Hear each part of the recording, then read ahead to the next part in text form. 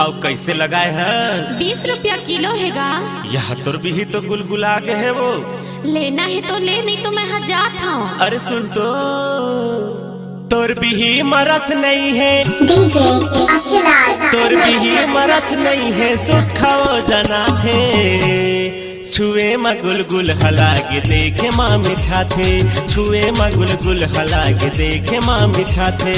मोर बिहिल झन छुबे ते, मोर बिहिल झन छुबे ते गुलगुला हो जाथे।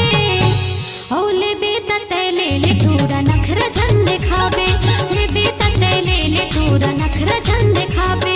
छुए मा गुलगुल हलागे देखे माँ मिठा थे, छुए मा गुलगुल हलागे देखे माँ मिठा थे।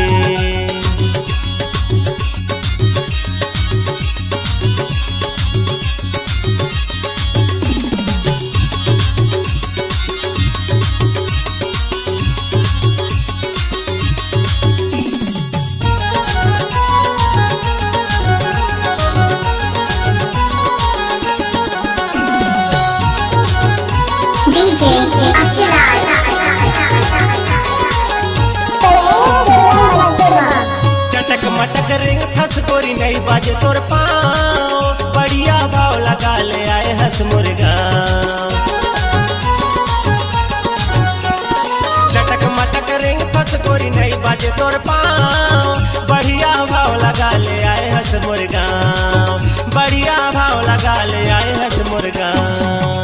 अरे तो कुछ सस्ता लगाना वो। अरे ले लेना गा, तोर बर सस्ता लगा दी हूँ। सही माँ। हाँ तोर बिहिल देख के गोरी, तोर बिहिल देख के मन मोर ललचा गे, छुए मा गुलगुल हलागे देखे माँ मिठा थे, छुए मा गुलगुल हलागे देखे माँ मिठा थे। ले बेटा ते ले तोरा नखरा झन दिखावे, ले बेटा ते ले तोरा नखरा झन दिखावे।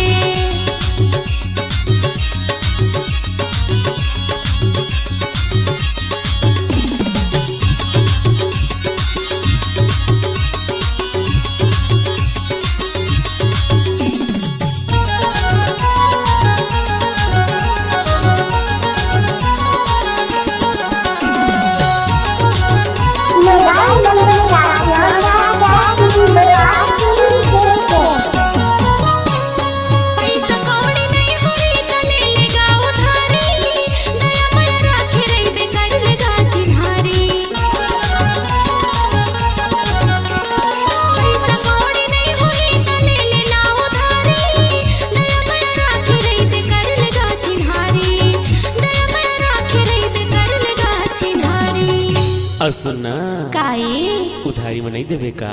ले लेना गा। सही में। हाँ मोर बिहिल झन छुबे ते, मोर बिहिल झन छुबे ते गुलगुला हो जाथे।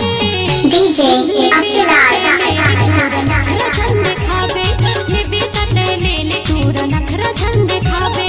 तोर भी मरस नहीं है, तोर भी मरस नहीं है, सुखाओ जना थे और छुए मा गुलगुल हलागे देखे माँ मिठा थे, छुए मा गुलगुल हलागे देखे माँ मिठा थे। मोर बिहिल झन छुबे ते, मोर बिहिल झन छुबे ते गुलगुला हो जाथे। ले बेटा ते ले तोरा नखरा झन दिखावे, ले बेटा ते ले तोरा नखरा झन दिखावे।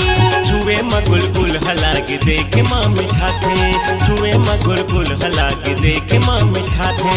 ले बेटा ते ले तोरा नखरा झन दिखावे, ले बेटा ते ले तोरा नखरा झन दिखावे।